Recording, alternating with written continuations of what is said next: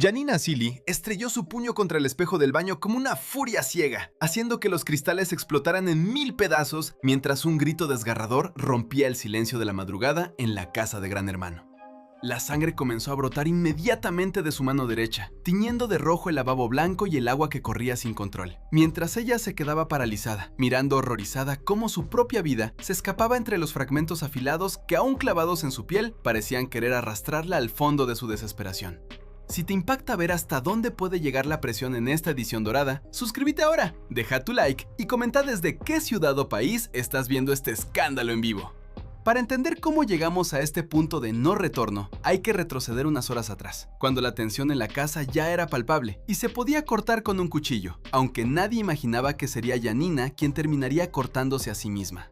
Todo comenzó durante la tarde, luego de la nominación semanal que había dejado a varios participantes en una posición extremadamente vulnerable. Janina, quien ha demostrado tener un carácter fuerte y una personalidad que no se queda callada ante las injusticias que ella percibe, se sentía especialmente atacada por los comentarios de algunos de sus compañeros. La dinámica del juego había cambiado drásticamente en las últimas semanas, y las alianzas que parecían sólidas se estaban desmoronando como castillos de naipes bajo la lluvia. Janina se encontraba en el living principal conversando con Gisela Pintos, conocida cariñosamente como Gipio, y con Tamara Paganini. La conversación, que inicialmente parecía distendida, rápidamente derivó en un tema espinoso: la lealtad. Janina cuestionaba abiertamente si podía confiar en quienes decían ser sus amigos, especialmente después de escuchar rumores sobre conversaciones a sus espaldas. No mencionaba nombres directamente, pero sus miradas hacia la zona donde solían reunirse Brian Sarmiento y Franco Zunino lo decían todo. Gipio, tratando de mediar, le sugería que no se dejara llevar por los chismes, que en una casa como esa, el ruido es parte del juego, y que muchas veces se exageran las cosas para generar conflicto. Pero Janina no estaba para consejos de calma. Su ansiedad crecía minuto a minuto. Se levantó de repente, caminando de un lado a otro, con los brazos cruzados y una expresión de angustia visible en su rostro. Le dijo a Tamara que se sentía acorralada, que sentía que todos estaban en su contra y que ya no sabía quién era real y quién actuaba. Tamara, con su habitual serenidad, intentó abrazarla, pero Janina la rechazó suavemente, diciendo que necesitaba estar sola, que necesitaba aire. En ese momento, entró a la escena Juan y Caruso, quien venía de la cocina con una bebida en la mano. Al ver la tensión, preguntó qué pasaba, pero Janina ni siquiera lo miró. Simplemente pasó de largo, dirigiéndose hacia el pasillo que lleva a los dormitorios y los baños. Lo que nadie sabía era que Janina no iba a dormir. Iba a descargar toda la frustración acumulada de meses de encierro, de cámaras apuntando cada uno de sus movimientos, de juicios constantes del público y de la presión de mantener una imagen pública que quizás ya no representaba lo que ella sentía por dentro. Mientras tanto, en el jardín, Emanuel Di Gioia y Lolo Pollo discutían acaloradamente sobre estrategias de juego, ajenos completamente a la bomba de tiempo que estaba a punto de explotar dentro de la casa. Emanuel argumentaba que Janina era impredecible y que eso la hacía peligrosa para cualquier alianza, mientras que Lolo defendía que ella solo actuaba desde el corazón, algo que en un juego tan frío como este puede ser una debilidad mortal. Esta conversación, grabada por los micrófonos omnidireccionales, sería crucial más tarde, pero por ahora solo era ruido de fondo para la tragedia que se gestaba en el interior. De vuelta en el pasillo, Janina entró al baño de servicio, el más pequeño y alejado de las cámaras principales de los espacios comunes, aunque irónicamente, allí también había una cámara de seguridad que registraba todo en blanco y negro, con audio limitado pero suficiente para captar los gritos. Se miró al espejo. Su reflejo le devolvió la imagen de una mujer cansada, con ojeras marcadas y una expresión de dolor profundo. Comenzó a hablarse a sí misma, primero en voz baja, luego subiendo el tono. Decía que estaba harta, que no aguantaba más la hipocresía, que todos eran falsos. Sus manos temblaban. Se lavó la cara con agua fría, intentando despejar su mente, pero el agua no podía lavar la sensación de traición que sentía clavada en el pecho. Fue entonces cuando escuchó voces afuera. Eran Brian y Nazareno Pompey. Hablaba en tono bajo, pero Janina, con sus sentidos agudizados por la paranoia, pudo distinguir fragmentos. Escuchó su nombre, escuchó la palabra inestable. Escuchó a Brian decir que quizás era mejor que ella se fuera pronto para evitar un colapso mayor. Eso fue la gota que rebalsó el vaso. Para Janina, eso no era una preocupación genuina, era una sentencia, era una burla, era la confirmación de que la estaban ridiculizando. Salió del baño de golpe, con los ojos inyectados en sangre, y se encontró cara a cara con ellos en el pasillo. Les gritó que eran unos cobardes, que si tenían algo que decirle, se lo dijeran a la cara y no a sus espaldas. Brian, sorprendido por la reacción explosiva, intentó calmarse, levantando las manos en señal de paz, diciéndole que malinterpretaba las cosas, que solo hablaban de estrategia. Pero Janina no escuchaba razones. Retrucó que la estrategia de ellos era destruir a la gente, pisotear a los demás para subir ellos.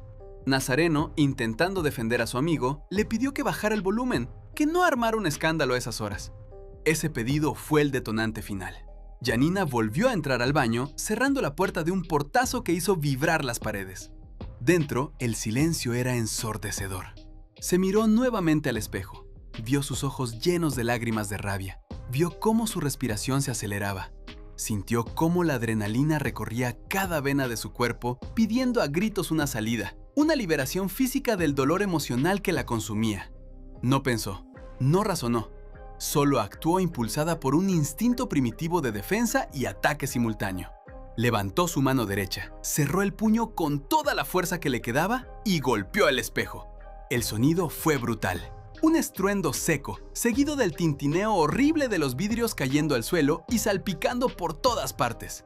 El dolor fue inmediato y punzante, pero Janina apenas lo registró al principio. Se quedó mirando su mano, donde un trozo grande de espejo se había incrustado en su palma, justo debajo de los dedos. La sangre comenzó a manar rápidamente, gota a gota al principio, luego en un flujo constante que manchaba el piso. Fue entonces cuando el shock la alcanzó. Empezó a gritar. No era un grito de dolor físico únicamente, era un grito de liberación, de terror, de arrepentimiento instantáneo. Abrió la puerta y salió corriendo hacia el pasillo, mostrando su mano ensangrentada a cualquiera que encontrara. Brian y Nazareno, que aún estaban allí pálidos por el portazo, se quedaron helados al verla. Brian gritó llamando a producción, pidiendo asistencia médica urgente.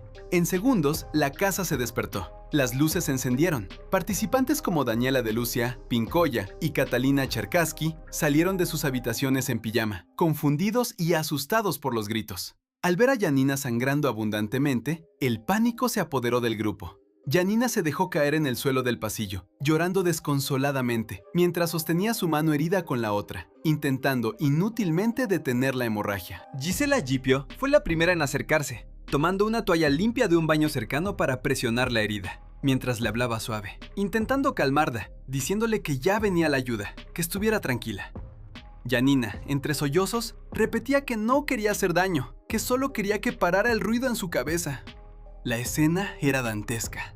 La sangre manchaba las toallas blancas, el piso flotante y las manos de quienes intentaban ayudarla.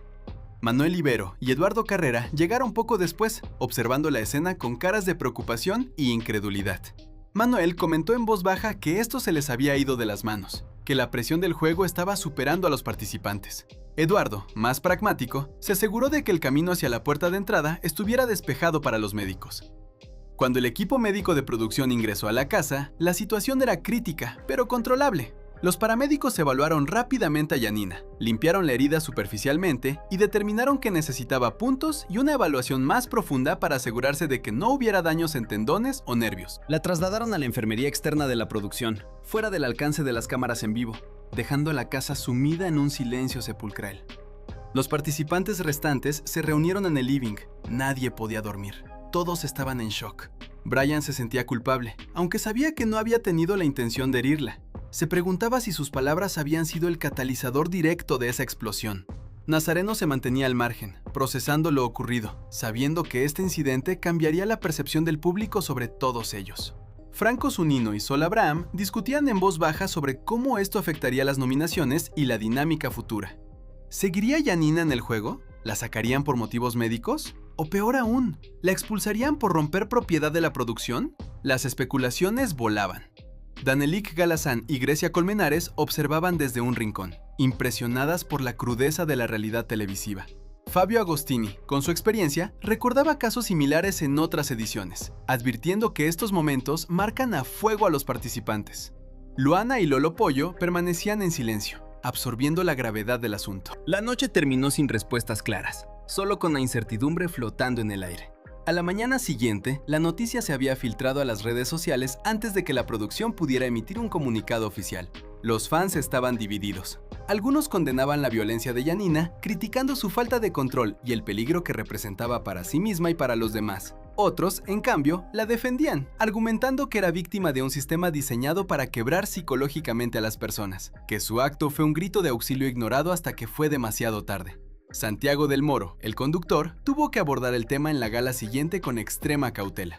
La tensión en el estudio era evidente. Janina apareció con la mano vendada, visiblemente más calmada pero aún frágil. Explicó que no recordaba bien el momento exacto del golpe, que todo fue un borrón de emociones intensas. Pidió disculpas a sus compañeros y a la producción, admitiendo que había perdido el control.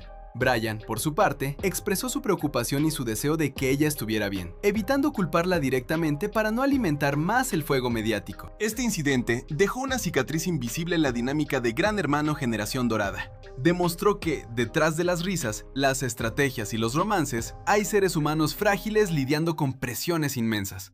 Janina Silly no solo se cortó la mano, cortó la ilusión de que todo en la casa es un juego inocente. Reveló la vulnerabilidad extrema que vive un participante cuando se siente acorralado, sin salida y sin apoyo real. Como guionista y observador de este reality, mi opinión personal es que este episodio debe servir como una alerta seria para la producción. No se puede normalizar el sufrimiento psicológico como entretenimiento. Si bien Janina es responsable de sus actos violentos,